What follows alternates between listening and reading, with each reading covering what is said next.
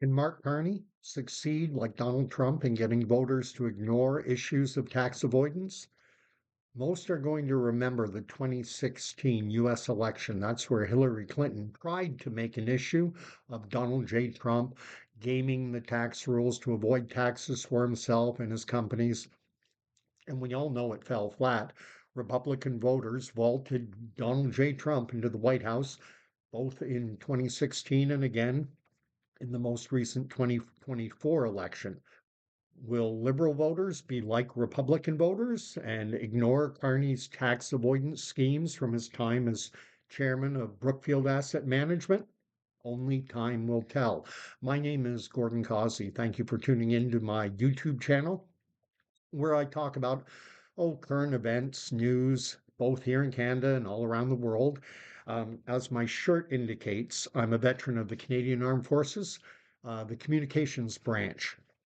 I left the forces in June of 2021. I also studied political science at university, and I additionally spent a number of years working as a sales and marketing executive for various companies. Since leaving the forces back in 2021, for the past 3 years, I've been working in a retail environment. That is to say, I like to keep busy. Now, for those who perhaps are not up to date on all the revelations that are coming out about when Carney was heading up Brookfield, uh, the company, Brookfield, was using Bermuda as the address for some of their asset management funds, and they did that that was done in order to avoid paying Canadian taxes, avoiding Canadian taxation, because Bermuda, it's one of the world's preferred tax-free havens, kind of like Cayman Islands. In fact, the address that they used in Bermuda for their funds was a bike shop, a bicycle repair shop. I think it was a repair shop. And some might reasonably ask if Mark Carney benefits personally from this tax avoidance scheme that they instituted when he was chairman.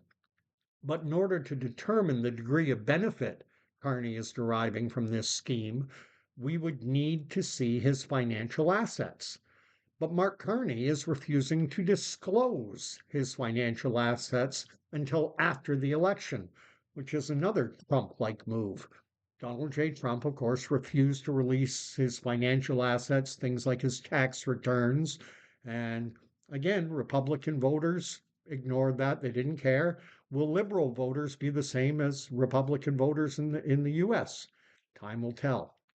Now, in fairness to Mark Carney, he is playing by the letter of the law, the same way avoiding, in terms of not disclosing, he's playing by the letter of the law, the same way avoiding Canadian taxation is playing by the rules.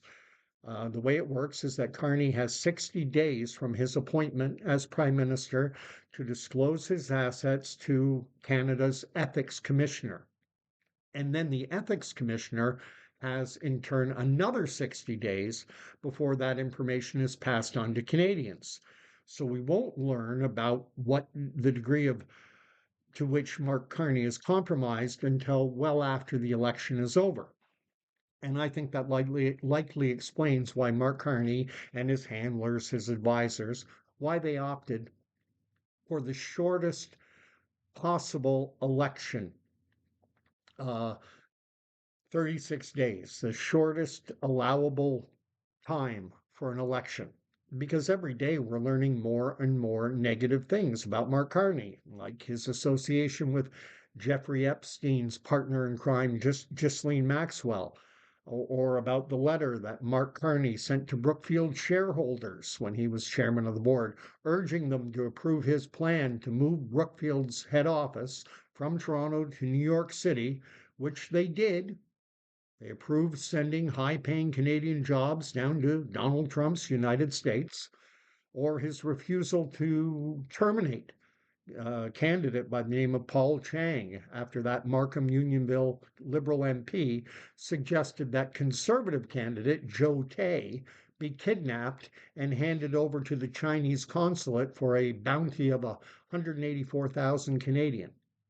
Or that while acting as Trudeau's top financial advisor, he took a trip to China, and on top of meeting with the senior Communist Party leadership, he also went to the Bank of China and secured a loan for his company Brookfield of in the neighborhood of over $250 million, over $250 million loan he got for his company Brookfield while he was over in China on supposedly Canadian government business.